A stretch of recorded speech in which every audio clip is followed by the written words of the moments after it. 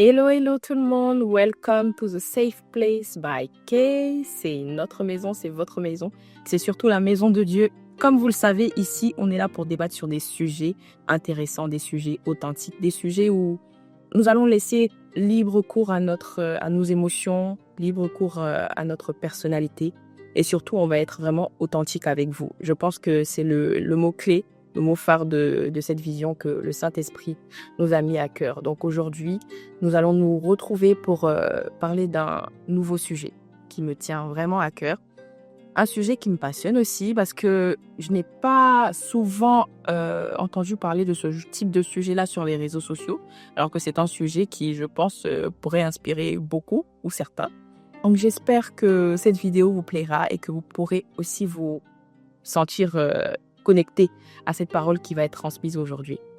Pour cela, j'espère que le Saint-Esprit sera avec nous, parce qu'il est déjà dans l'esprit, je sens qu'il est là. Déjà, l'esprit même de l'idée de cette vision vient de lui, donc je tenais à le préciser. Et avec les personnes qui vont nous parler aujourd'hui, je sens qu'on va être vraiment impacté et touché. Aujourd'hui, nous allons recevoir deux très belles personnes que je connais personnellement et que je vais présenter aujourd'hui.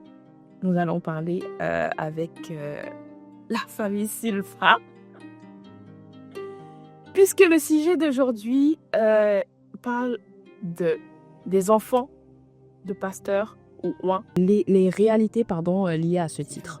Voilà. Donc aujourd'hui, je vais vous laisser vous présenter. D'abord, on va commencer par Keren. Du coup, bonsoir à tous, ou bonjour selon l'heure à laquelle vous êtes. Je m'appelle Keren Esther Silva, je travaille à la filiale boursière d'une banque et comme Karel l'a dit tout à l'heure, je suis fille de serviteur de Dieu. Exactement, c'est pas n'importe qui. Alors maintenant, je vais laisser son grand frère se présenter. Normalement, ça doit être lui-même qui se demande de lui, mais chez nous ici, là, c'est les femmes d'abord. Voilà. Les femmes d'abord, la carrosserie oblige. Alors moi, je suis le grand frère de Keren, je m'appelle Silva David Emmanuel. Je suis auditeur financier dans un cabinet de conseil de la place. Et je pense que, comme elle l'a dit, nous sommes tous les deux fils et filles de serviteurs de Dieu. Donc, je pense que vous pouvez voir un peu que c'est vraiment quelque chose de simple qu'on va faire et surtout, je pense que le débat va vous toucher aussi. Si vous nous suivez et que vous avez des questions ou des commentaires à laisser, n'hésitez pas à nous contacter ou n'hésitez pas aussi de rentrer dans la petite barre qui est en dessous là, des commentaires et donner aussi vos pensées et dire aussi ce que vous pensez de la vidéo. Ça me ferait vraiment plaisir d'avoir vos avis et surtout de voir que peut-être des mentalités ont été changées par cette vidéo qui va être tournée. Donc, moi, je vais rentrer dans le vif du sujet quand même, parce que c'est une question que je me suis déjà posée plusieurs fois. Et aujourd'hui, là, je vais tirer profit, donner là au maximum. Je pense qu'on va à ça. Voilà. Donc, d'abord, je veux comprendre comment vous avez grandi. Ok, Bob Karel. Je sais pas m'expliquer, mais il n'y a pas vraiment de différence. On va dire, on a grandi de façon normale, comme tout enfant normal, dans une famille très chaleureuse, on va dire. Parce que nos parents sont deux individus qui aiment beaucoup les enfants. Donc on a grandi dans une atmosphère assez conviviale. Et le seul truc que je me dis, la seule différence, c'est qu'on était vraiment dans le sacerdoce, c'est-à-dire vraiment dans le service du Seigneur. Et c'était pas quelque chose qui était forcé quand on était tout petit. Mais on a senti quand même un impact sur chacun de nous, au fur et à mesure que nous étions en train de grandir. Et je pense que, pour répondre à ta question, on a tout simplement grandi de façon normale, comme des enfants normaux, simplement. Je sais pas si Karen veut rajouter quelque chose. Non, pas vraiment, en fait, j'ai rien à ajouter. Je vais aussi donner un petit éclairage de ce pourquoi on est là. Donc, on ne vient pas essayer de redorer un quelconque blason ou essayer de faire tomber un quelconque préjugé. Mais on vient tout simplement répondre à des questions ou parler de notre histoire en sorte que quelqu'un qui aujourd'hui est perdu, quelqu'un qui se pose des questions, qui ne sait pas comment se situer quant à son identité spirituelle et au défi de cette génération, on vient vraiment parler pour que par la grâce de Dieu et surtout par l'éclairage du Saint-Esprit, nous soyons des canaux au travers desquels le Seigneur puisse passer pour apporter l'éclairage à quelqu'un qui se retrouve dans cette situation-là. Donc voilà. Donc comme David le disait, on a eu une enfance normale, sauf que, les dimanches, on allait à l'église. Voilà. Tous les dimanches, d'aussi loin que je me rappelle, à moins que j'ai été malade, avant que j'ai été malade ou que j'ai eu vraiment un gros empêchement, tous les dimanches, j'allais à l'église. Mais sinon, on n'a pas eu de pression. Vous n'avez pas senti de près? Tu vois, parlant de ça, franchement, c'est quelque chose qui m'étonne. Parce que nous, étant des enfants qui, j'allais dire de parents lambda, alors voilà. Mais mon père, qui est catholique de nature, lui, c'était vraiment, levez-vous, on va à l'église. Alors que tu pourrais croire que vous, c'était encore plus strict, tu vois. Alors que non, pas du tout, tu vois. Il y a des familles où vraiment, si l'enfant ne se réveille pas à l'heure de l'église, il est puni, voilà. Mais alors que non, quoi. Je pense que c'est comme dans tout, je crois, la spiritualité, c'est pas quelque chose qui doit être forcé. Avec le temps, j'ai fini par le comprendre. Je veux dire, Dieu, il est en chacun de nous et il va se laisser trouver au moment où lui aura décidé que ça soit le moment. Je pense tout simplement. Donc, c'est très important que tu en parles parce qu'effectivement, on pourrait se dire que dans la vie quotidienne, ça doit être vraiment stressant d'avoir un parent qui est dans le milieu, on va dire, prophétique, tu vois. Parce que les gens se disent, voilà, ils font comment dans la vie de tous les jours, tu vois. Donc, vraiment, merci d'avoir appuyé cette idée-là. Et aussi, moi, je tenais à dire, pour avoir été chez vous une seule fois, franchement, j'étais à l'aise, tu vois. Au début, des images, on dit, viens, on y va et tout. On va y rentrer, puis le papa dit, toi, je sens qu'il y a quelque chose, tu vois. Quand tu es venu manger, tous on était à table. Vraiment, ça, c'était vraiment convivial. Ça m'a ému parce qu'il y a des familles où tu ne retrouves même pas cette convivialité. Ouais, alors que c'est pas forcément, ça n'a rien à voir, c'est ce que je dis toujours, ça n'a rien à voir avec le spirituel, même l'âme même des personnes, tu sens que franchement, c'est quelqu'un de simple et vous êtes une belle famille en tout cas, c'est une vulnérabilité. Et ouais, Même si ça touche. Non, de rien. Et du coup, la deuxième question que je voulais vous poser, est-ce que ça a eu un impact dans votre vie active de la vie de tous les jours, c'est-à-dire dans votre quotidien en étant maintenant des jeunes hommes de la société ou jeunes femmes de la société? Est-ce que vous voyez que l'éducation que votre père vous a transmis ou vos parents plutôt vous ont transmis a eu un impact aujourd'hui dans votre vie? Je te laisse y aller, pour celle-ci. D'accord, bon, bien évidemment, et dans le bon sens du terme. Dans la mesure où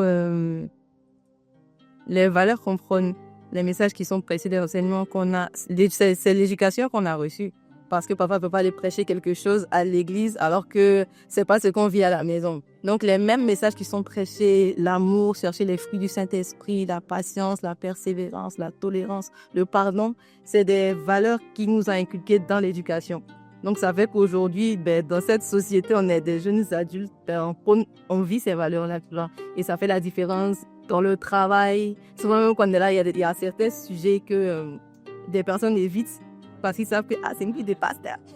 Alors qu'en fait, pas du tout, je ne vais pas les juger, tu vois, mais juste qu'ils aient ce truc-là de respecter au point de ne pas aborder certains sujets ou d'être un peu dans la retenue vis-à-vis de nous. Je dis que c'est cool, quoi, tu vois. Mais oui. J'ai fréquenté tout le monde, tu vois. Depuis l'école du dimanche, mes amis, autant tu pouvais avoir des amis, on allait chez eux, c'était un peu modeste. On avait aussi des amis, on allait chez eux, c'était des châteaux, tu vois. On a fréquenté vraiment toutes sortes de classes sociales, ça m'a appris à être à l'aise avec tout le monde.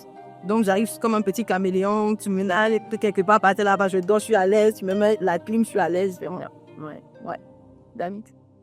Keren a bien expliqué en disant que les parents nous ont inculqué une éducation qui était un peu mixée avec tout ce qui était en rapport avec la parole de Dieu et ce qu'il fallait porter comme fruit, comme ce qui est inscrit dans la parole de Dieu. Et vraiment, il y a ce passage-là qui dit que d'enseigner les enfants selon les voies du Seigneur afin que lorsqu'ils grandiront, qu'ils ne s'en détournent pas. c'est exactement ce qu'on a vécu avec les parents qui nous ont vraiment qui nous ont inculqué cette éducation, pardon, qui a fait que lorsqu'on s'est retrouvés, comment je peux dire, dans la société, en général, depuis tout petit, on a pu en quelque sorte se démarquer par notre éducation, on nous a sentis différents. Et c'est vrai que chacun a son caractère, on va dire. Alors moi, j'étais un peu turbulent, donc c'était un peu moins visible, mais ça, c'était différent. Et vraiment, c'est quelque chose qui nous a beaucoup aidé, surtout en prenant de l'âge. Je pense que c'est quelque chose qui a forgé notre caractère, parce que les parents ne nous ont pas imposé ces choses, mais ont essayé de vraiment nous mettre dans le bain. Vous bercez avec... Voilà, nous bercer avec cette chose-là. Et il y a une phrase qu'ils nous ont dite, qui nous ont très souvent dite, ils nous ont dit, on n'a pas grand chose à vous donner comme héritage, mais on n'a pas des châteaux, on n'a pas de grands biens, mais le seul héritage qu'on vous donne, c'est le Seigneur Jésus-Christ. Et c'est le fait de le connaître. Et c'est pas pour dire qu'ils n'ont pas un héritage ou des biens à nous laisser, mais c'est pour dire que le plus important, c'est vraiment ce Jésus-là que notre Père a présenté pratiquement toute sa vie. Ouais. Et vraiment, c'est que du bonus. Hein. Ouais, franchement, c'est beau. Parce que dans notre société, moi, je veux préciser aussi que, étant donné que j'ai des enfants, oui, je vais le retirer plusieurs fois. Hein. Oui, j'ai des enfants. Étant donné que j'ai des enfants, c'est quelque chose qui me tient à cœur aujourd'hui. Parce que ma relation avec Christ n'a pas débuté maintenant, mais depuis enfant, comme l'avait dit, les parents mettent vraiment l'accent dessus. Même si mon père n'est pas prophète ou homme de Dieu, mais il a quand même cette crainte-là. Et je pense que c'est une crainte qui est très, très, très, très importante à avoir, bénéfique même pour les enfants. Parce que même si on va grandir, on va dire avec les normes de ce monde, mais on n'est pas du monde. Donc, il y a un certain moment où Dieu va te rappeler à l'ordre. Mais je pense aussi que ça vient des prières des parents et de l'éducation aussi qu'ils donnent. Et longtemps, je me suis demandé, mais quand mes enfants grandiront, comment je fais en fait? Puisque c'est vrai que j'ai pas ce bagage-là spirituel à leur donner et tout. Mais ce que tu dis là, c'est très, très important parce que en vrai, c'est vrai, Dieu, on va dire, le parent fait ce qu'il peut, mais Dieu gère après. Du moment où tu lui donnes cette crainte-là de l'Éternel et que tu lui donnes ces connaissances-là et qu'il sait qu'il peut s'appuyer sur lui, peu importe les challenges qu'il aura dans sa vie, Dieu va toujours le pousser vers lui. Et ça, je pense que vous avez aussi peut-être vécu des choses. Voilà, je vais vous poser la question, on va y venir, mais est-ce que ça vous est déjà arrivé, on va dire, vous apprenez la parole de Dieu à la maison. Quand vous sortez, la vie vous apprend de nouvelles choses. Voilà, c'est là où je voulais en venir. Oui, exactement. Donc, on nous a toujours appris à rechercher premièrement le royaume des cieux, à faire ce qui était bien. Donc, on nous a toujours dit voici ce qui est bien, ce qui n'est pas bien. Voilà, il faut faire ci, il faut pas faire ça, il ne faut pas sortir avec tes amis. Voilà, les mauvaises compagnies auront de bonnes messes. Ça, on a beaucoup entendu. Mais la force des choses fait qu'on va forcément rencontrer des personnes. Oui. Que ce soit à l'école, plus on évolue, forcément on sera confronté à certaines mentalités Qui sont différentes. Et voilà, donc ça s'effrite. Et puis comment je peux dire, tu vas faire ta propre expérience. Et chacun notre mari a fait son expérience. Moi, je ne connais pas l'expérience de Keren. Voilà. Il y a des contextes là, peut-être tout à l'heure. Mais pour ma part, moi, j'ai eu des amis qui n'étaient pas forcément convertis. Qui ne connaissaient pas le Seigneur. Donc, comment je puis dire Abel me demande d'être la lumière du monde. Voilà, d'être un modèle et tout. En tout cas, j'ai fait de mon mieux. J'ai fait de mon mieux, mais faudrait avouer qu'à un moment donné, je veux dire, forcément, tu peux être influencé. Mm-hmm. Tu peux être influencé dans la mesure où, surtout quand on était beaucoup plus jeune, je pense beaucoup moins maintenant, mais quand on était plus jeune, collège, lycée, tout ça, j'étais beaucoup influençable. Même si j'avais ces bases-là que notre père nous avait inculquées, tout ça. Mais le fait de chercher Dieu, de vouloir, comment je peux dire, se rapprocher du Seigneur, c'est pas quelque chose que les parents vont te donner. Exactement. Voilà, cette soif-là, ce sont pas les parents qui vont te donner. Et moi, je pense, avec les amis que j'ai eus, j'ai été influencé. quelque part. Mais ce que j'ai reçu de la part des parents, ça m'a un peu, comment je peux dire, ça m'a un peu épargné, on va dire, de certaines dérives, parce que je faisais beaucoup attention, parce que mon père était quand même sévère, on va dire, en plus de nous inculquer une éducation, comment je peux dire, Il a été chicoté aussi. donc, Comme allez, c'était un peu assez strict aussi sur certaines choses. Donc, ça fait que souvent, je faisais pas certaines choses, pas parce que j'avais la crainte de Dieu, on va dire, mais parce que j'avais peur de mon père quelque part. Donc, il faut dire que c'est quelque chose qui m'a aussi aidé à ne pas commettre certaines dérives. Donc, ça m'a quand même beaucoup aidé d'avoir un père assez strict à ce niveau-là. Parce que je pense que j'aurais fait des choses assez regrettables. Et donc, juste pour ça, je tiens à le remercier déjà. Merci à vous, papa. Vraiment, merci. Et puis, bon, pour ma part, je pense que c'est avec le temps que j'ai commencé à développer cette soif-là pour le Seigneur et tout. Mais sinon, j'ai été influencé. On va dire, donc, je peux pas dire que j'ai été parfait durant toute ma vie, mais j'ai baigné dans certaines choses. Je pense qu'on va en revenir au... Parce qu'on pourrait croire, hein, effectivement, il y en a peut-être qui se disent, ah, comme c'est des enfants de pasteurs, forcément, leur vie a été parfaite, maman a été sain jusqu'à la fin. Personne n'est sain, je tiens à le préciser, personne n'est sain, même un pasteur. Je veux dire, on a tous grandi avec un bagage, on a tous justifié parce que Dieu ne nous prend pas sains. Et sinon, si on est déjà sain, c'est quoi son travail, en fait, dans notre vie? Enfin, je veux dire, il a besoin de nous changer, il a besoin de nous faire passer d'un état à un autre. Donc, forcément, il y a des choses qu'on doit apprendre, il y a des erreurs qu'on doit faire de nous-mêmes avant qu'il puisse se réveiller à lui. Mais passons, Kirel. Ben écoute, moi je dirais que c'est difficile de bien rentrer dans le moule, tu vois. Quand la société nous présente vous avez essayé aussi, tu vois. On te présente quelque chose qui est la norme, tu vois. Tous les jeunes de ton âge, toutes les jeunes filles de ton âge le font, tu vois. Plus toi, tu le fais pas, tu es bizarre. On m'a très souvent dit que j'étais bizarre. On m'a très souvent dit que j'étais bizarre. Et puis, ça fait que moi-même, j'ai commencé à me trouver pas drôle, tu vois. J'ai rendu à complexer, je me disais, ben, je dirais. J'ai commencé à croire à ça parce qu'on me disait, bon, je suis pas intéressante, on n'a pas les mêmes centres d'intérêt, tu vois. Pas si vite. Petite pause rapide. Si vous ne l'avez pas encore fait, je vous invite à vous abonner à ma chaîne YouTube Kylie Karel pour ne rien manquer des prochains épisodes. N'oubliez pas de commenter, liker et vous abonner. Et pour ceux qui ne parlent pas français, ne vous inquiétez pas.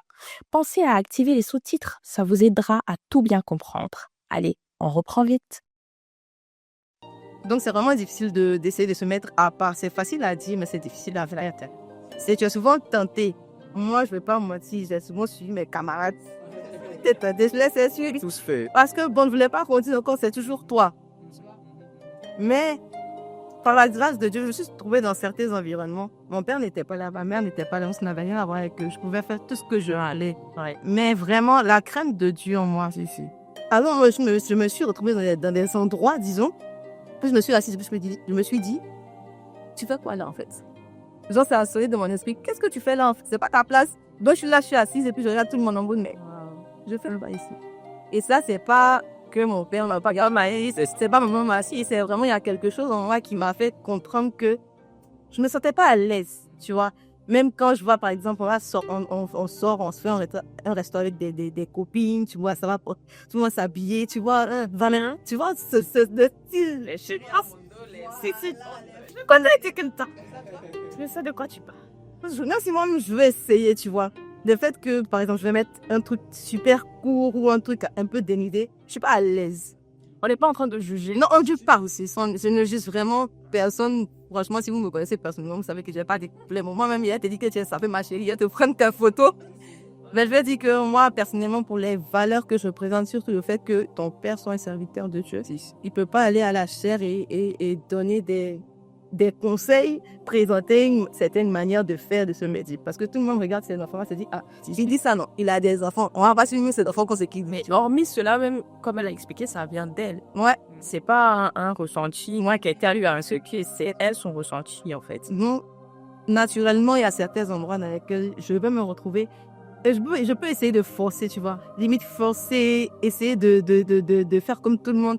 Mais au fond de moi, je me sens pas à l'aise. Parce que je me dis, c'est pas ma place. Et puis ça, je pense vraiment que c'est la crainte de Dieu qui m'a été inculquée. Il me fait savoir aujourd'hui que tel ou tel, final, c'est bien. C'est pas bon, enfin, c'est pas que c'est bien, c'est pas qu'on m'avait dit, mais c'est pas ma place à moi ici. En tant que vraiment jeune fille, mise à part, consacrée au Seigneur, qui suis moi-même dans le ministère, enfin, tu vois. Ouais. Moi, je vais revenir à toi, David. Puisque tu es le premier né, Si. est-ce que tu as eu plus d'exigences par rapport à cela, par la vie au quotidien? Oui. Parce que moi, personnellement, je suis premier né. Je sais que Si. ça a été dur. Si. C'est dur. Quand je vois mes petits frères aujourd'hui, d'ailleurs, je me demande ça. Toute l'énergie du père est passée. Parce que tout s'est concentré sur moi, finalement. Oui, ça c'est Non, clair. C'est clair. Est-ce que tu as eu beaucoup plus d'exigences? Comment tu l'as ressenti? Oui. Les parents étaient... Donc, je ne vais pas dire les parents, je vais dire plus le vieux. Parce que c'est... La vieille, c'est différent. C'est différent. Ils ont deux manières différentes. Ils ont eu deux manières différentes de nous élever. Et le vieux, il a été beaucoup plus dur avec moi que avec les autres. Même avec les derniers, il a été beaucoup plus tendre. Moi, il a été beaucoup plus dur. Et comme j'ai dit, c'est un peu différent de Kerem parce qu'elle a eu la crainte de Dieu vraiment beaucoup plus vite. Elle peut se retrouver dans... Tous les femmes là, c'est possible. De nature, on a peur. C'est ça, en fait. Et elle pouvait se retrouver dans un environnement, comme elle a dit, et puis sentir que, genre, c'était pas sa place. Donc, moi, je pouvais être dans cet environnement-là, et puis plutôt que de penser au Seigneur, c'est à mon vieux, je pense, tu vois. Là, à ce que lui montrer, quoi, tu vois, j'attends la meilleure opinion. Et c'est ce qui a fait que je n'ai pas fait plusieurs... Ça m'a gardé, c'est ça que je parlais tout à l'heure. Et après, la crainte, le fait de désirer connaître le Seigneur, de rencontrer le Seigneur, même, c'est venu pour peu plus après, quoi. C'est venu beaucoup plus après. Et en parlant d'exigence, franchement, j'ai senti le poids de cette exigence-là, surtout concernant même, quand je me dis, ma relation avec le Seigneur. Parce que le vieux a été beaucoup plus exigeant, il insistait beaucoup, il était un peu plus dur avec moi. Voilà, il me demandait de vous prier, tu pries pas, ce genre de truc. Il faut faire comme ci, il faut faire comme ça. Et parce que moi, je comprends. Parce qu'en tant que premier enfant, tu as envie que ton fils s'intéresse aux choses de Dieu, tout ça. Et d'autant plus qu'il a beaucoup prié pour moi quand j'étais tout petit. Dans le ventre, bon, pour tous les enfants, mais vraiment plus pour moi, quoi. Donc, le fait qu'il a eu un regard assez particulier sur mon évolution. Je ne pense pas aussi que le côté la prophète de ton papa savait un peu la direction que Dieu peut-être aurait pour toi et il voulait peut-être pas que tu t'en détournes, je pense aussi. Ouais, je pense que c'est bien. Ah, c'est aussi ça, hein, parce que je me dis que si moi, par exemple, je suis prophétesse et que je reçois, par exemple, des prophéties de Dieu et que je vois quelque chose sur mon enfant, pour éviter au maximum qu'il ne se perde, je vais peut-être être un peu plus exigeante que la moyenne. Si. Je pense que ça a aussi joué. Il est le mieux placé pour nous expliquer. On va dire. Moi, j'ai juste subi, en fait, cette forme de pression. Elle n'était pas trop oppressante, mais je l'ai quand même subi et puis je l'ai ressenti. C'est vrai que, en grandissant, quand on est petit, on va aller au primaire, collège, lycée, on grandit. Mais on n'a pas le rapport avec les Écritures, avec la parole de Dieu, avec tout ce qui est lié à comment je peux dire, à l'œuvre de Dieu, tout ça. On n'a pas le même rapport quand on grandit. Moi, avant que j'étais petit, pour être honnête, je routais. Genre, ça me... Après, c'est quand je dis que c'est vite, ça me fatiguait. Parce qu'on avait des cellules de prière, il y avait des cours quand il fallait pour n'y soir, ce genre de trucs. C'était compliqué. Pour être totalement transparent, pour être vraiment, Ce que j'imagine, ça me fatiguait. Nous-mêmes, à notre temps, c'était les dimanches qu'il fallait aller. Même les dimanches, on trouvait que bon, il abuse, quoi. Mais j'imagine pour vous. Mais après, quand tu prends maturité, quand tu prends... Sinon, ça a été... Comme je disais, quand j'étais beaucoup plus jeune, ça me fatiguait, j'aimais pas. Et surtout que le vieux, ne voyant pas que j'avais ce zèle-là pour les choses de Dieu, il était un peu dérangé, donc il insistait. Et franchement, le fait qu'on m'oblige à faire les choses, franchement, c'était un peu compliqué. Et après, il a commencé à relâcher. Et c'est plus, il a relâché le truc, plus c'est venu de façon naturelle avec le temps. Et il est quelqu'un que j'admire beaucoup. Ça, c'est vraiment avec le temps, le regarder prêcher, voir sa façon de bouger, la façon dont il est lui-même. Vraiment, c'est quelqu'un de très humble. Finalement. Et franchement, tout ça, avec l'âge, quand j'ai pris de la maturité, j'ai commencé à m'attacher à ces choses. Et puis, on dit, j'aimerais bien ressembler à ce monsieur. Enfant de bonne pause. Ouais. Ben ça, c'est un conseil même dans la vie de tous les jours. Il ne faut pas forcer, en tout cas. On veut tellement le bien, en tant que parent, le bien des enfants, en tant que frère, le bien de sa sœur, je veux dire, dans la vie au quotidien, on veut tellement le bien de l'autre que finalement, on fait plus que même ce que peut-être Dieu n'attend pas de nous. Et finalement, c'est Dieu qui fait tout, quoi. Le moment venu, il te met à cœur que, écoute, tu vois, quand tu dis que tu commences même, tu es fier de lui, parce que quand tu le vois et tu l'admires, c'est zo. Parce que je pense que c'est ce qu'il attendait, c'est ce qu'il voulait. Et aujourd'hui, sans même qu'il le force, tu es en train de le ressentir aussi. Disons que c'est beau aussi. Maintenant, j'ai une question. Comment vous avez ressenti, si je puis dire, chacun personnellement, votre conversion en dehors de l'aspect familial? Ok. Que je pense que oui, il y a ce que vos parents vous ont inculqué, il y a la crainte de Dieu, mais il y a un moment précis où Dieu lui-même t'a dit que ma chérie, mon frère, bien, c'est le moment. Comment vous l'avez ressenti en fait? Ça peut être sa conversion, ça peut être aussi dit appel ou peu importe. Vas-y, te laisse la parole. Bon, je pense que c'est une question assez difficile de demander à quelqu'un qui a grandi dans quelque chose, tu vois. Genre, on a toujours connu, moi, comme je le disais, je suis née dans le ministère, tu vois. Quand je suis née, mon papa était déjà chrétien, donc j'ai tout de suite vu ces valeurs-là. Et je me rappelle que j'ai aimé le Seigneur très tôt.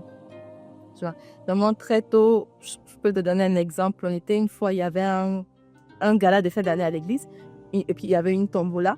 Et puis moi, j'avais gagné une Bible. En étant en 2010, je devais avoir 9-10 ans. Je vois, j'ai gagné ma Bible. Dès que j'ai pris ma Bible, quand je suis allée, moi-même, tu vois, parce que souvent on dédicace dans les Bibles. Genre, moi-même, depuis, j'ai écrit quelque chose dans ma Bible. La Bible, là, je l'ai toujours, je l'ai ouverte. Et puis, j'ai vu que j'avais écrit « J'aime l'Éternel car il m'entend ma voix ».